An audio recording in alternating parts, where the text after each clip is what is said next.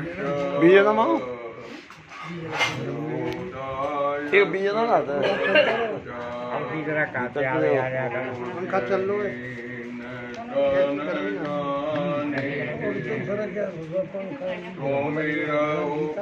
पूरी बिना चाहिए भैया चाहिए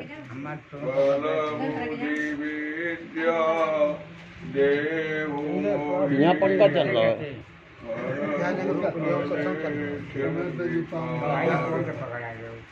नहीं अभी ये नहीं चलेगा ना सत्संग की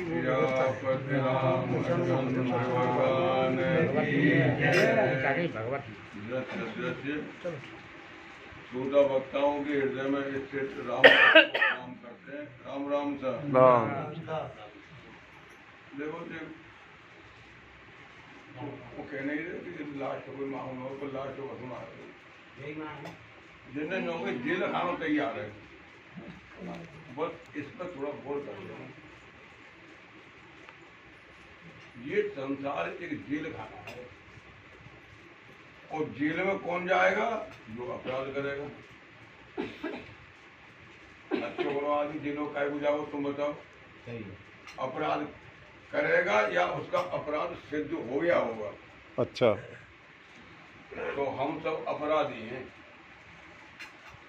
जहाँ हमारे संसार की जेलों में पड़े हैं।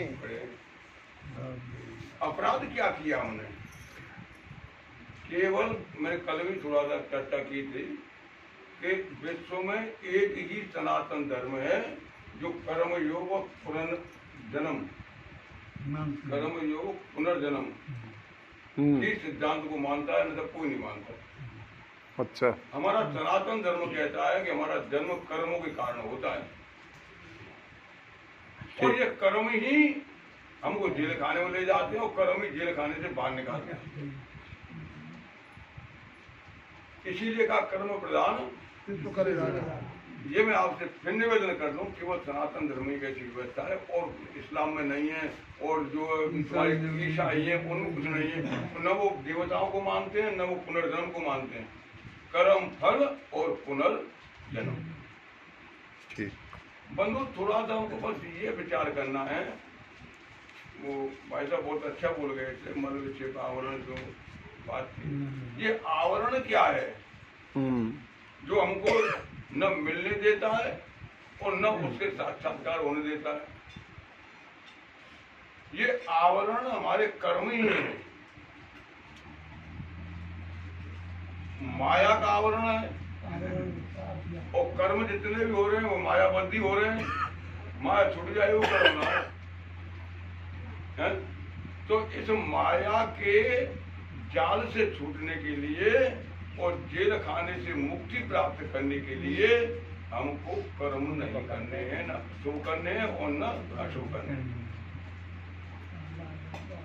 अगर हम संसार में आएंगे शुभ कर्म करके आएंगे तो वीआईपी जेल मिलेगी। लालू प्रसाद यादव जेल में रहे और भाई बच्चा आए मिलवे काजे तो बहनों को पापा गन्ना छोड़ो हम तुम्हारे रहेंगे। आप शुभ कर्म करके इस जेल में आओगे तो आपको वही सुविधाएं मिलेंगी जो कि वीआईपी होती है। और दुष्कर्म करके आओगे तो काल कोठरी में बंद कर दे जाओगे। और अगर तुम ये चाहते हो कि आए ही नहीं तो न शुभ करो और न अशुभ करो। बंधु ये कर्म बंधन हमारे हाथ की बात है। ये क्या है कि और जेल में ध्यान देना जरा। जेल है संसार जेल है उसमें हम आ गए कैदी हैं सब और सजा आफ्ता है। हमारी सजा भूली हुई आई है वहां से 21 साल हो कोई 40 साल हो 50 साल हो 90 साल हो ये सब आए नाठोरी। और जेल में तो निकले वो हरे कोई चाहते है। दो कारण है जेल में निकलने के कि या तो तुम जो सजा बोली का है वह ईमानदारी से भोग लो। ईमानदारी से भोग लेंगे तो सरकारों नो कहते हैं जाने कोई उपद्रव ना करो। जब 20 साल की सजा मिली भैया 5 साल ही कम कर दो 15 में जाए। एक जेल से छूटने का मतलब बाउंड्री फैला के चले जाओ। ध्यान देना, मतलब थोड़ी गहराई की बात है, समझने की कोशिश करना कि एक बाउंड्री फंगा लो, तो बाउंड्री को फलांगने का मतलब ये है कि कर्म को चुकाओ मत और भागो। तो विश्व में कहीं भी जगह नहीं है जो तुम्हें ढूंढ लेगी। सरकार ने तो सद्दाम हुसैन को जमीन में से खोद लिया था। ठीक है। बाउंड्री फलांग के जाओगे, मार पड़ेगी अलग और सजा 10 की बजाय 20 की चली जाएगी। अब तक हम दाऊद से बात कर लेते, अब ऐसी कोठरी बंद कर दे जाएंगे, ना कोई सुनवैया न कोई दिखवैया। इस कोठरी से और इस संसार से हमको दूर होना है। बहुत बढ़िया बात कहते हैं, राम का नाम, राम का नाम, राम का नाम। बंधु करता क्या है काम का? बहुत बढ़िया बात कही गई, हमारे अंतर को शुद्ध करता है। लेकिन राम का नाम अंतःकरण को शुद्ध करेगा। हमारी वाणी और हमारी बुद्धि सही हो जाएगी तो आगे के कर्म तो सुधर जाएंगे, पर जो पर्याय वो भोगने पड़ेंगे। वही है तुम्हारे प्रश्न का उत्तर जो तुम सत्य की बात कर रहे थे। सती के प्रसंग से तुलसीदास जी 2 सिद्धांत का प्रतिपादन कर रहे हैं। एक सिद्धांत क्या है, जय हो,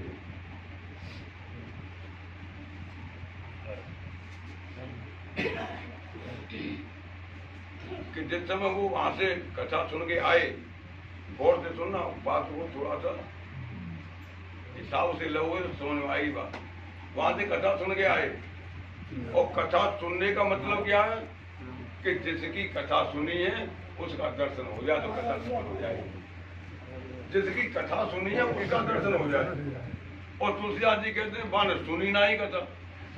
और भगवान शंकर कथा सुन के आए तो मने मनम विचार कर गए कि जो कथा में सुन के आया हूँ तो तुलसीदास जी ने कहा कि उसी समय सीता जी का हरण हुआ, योग में रो रहे थे, चिल्ला रहे थे, और भोले शंकर आ रहे थे।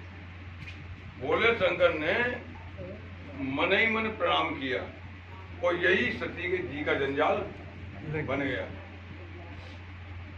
मन ही मन प्रणाम किया, और फिर ये और कहा तुलसीदास जी ने, तो राम जी कहे आ जाओ भोलेनाथ, भोलेनाथ आ जाओ।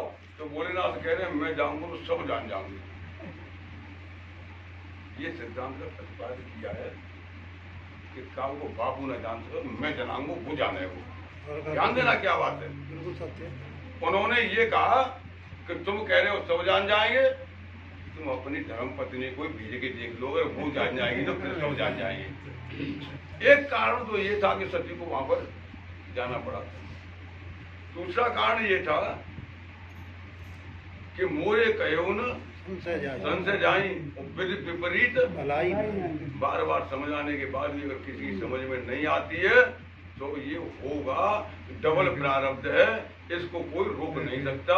मुझे ऐसा लगता है, शंकर जी ने मनोविचार किया, मुझे ऐसा लगता है कि मेरे इष्ट प्रभु राम को मेरी पत्नी की लीला में सहयोग कराना है। अपनी लीला में मेरी पत्नी को इन्वॉल्व करना है, और उसके माध्यम से ये संसार को शिक्षा देनी है कि पति से विमुख जाओगी तो तुम्हें जल करके मरना पड़ेगा। तो वो कह रहे हैं कि मेरे मोरे कहूँ न संशय जाई, विद विपरीत हो ये सोई। मुझे लगता है भगवान चाहते हैं कि ये लीला हो, वो राम रच रखा है। हो ये सोई जो राम रच रखा, नहीं सती जैसी। हाँ, मैं परम सती न जाय तजे, बिन अगर तजी सती सम नारी। लेकिन भगवान शंकर ने ये विचार किया कि भगवान चाहते हैं कि लीला रची जाए, जहाँ से कलयुगी लोग बताए, जे थोड़े से समझ जाए और न्यू समझे, का समझे कि पति और गुरु की बात पर विश्वास करो। एक सत्य भी है, ये पति से विपरीत होता। समझते चलो। ये सिद्धांत वहां पर काम कर रहा है। अब हम लोग कह देते हो ये सो जो राम रच रहा था, भैया लड़ाई घर में रही है, बच्चा लड़ रहे हैं, बहू लड़ रही हैं और बहुत देर भावरे पीट रहे हैं और जो कहते कहा तो भैया हमारा हो ये सोच शंकर जी और हम में अंतर है, उस अंतर को समझ लो। बस बस बस हम तो हो ये सोच जो राम रचा कह के या तो घर से बाहर निकल जाएंगे या रजाई उड़ के सो जाएंगे, लेकिन भगवान शंकर ने कहा तो हो ये सोच जो राम ऐसा कहे जपन लगे हर नामा। अगर ऐसी परिस्थिति कोई तुम्हारे परिवार में आ जाए तो भगवान के ऊपर छोड़ दो, भगवान के भजन में लग जाओ। बहुत बढ़िया। जय हो। मान लो।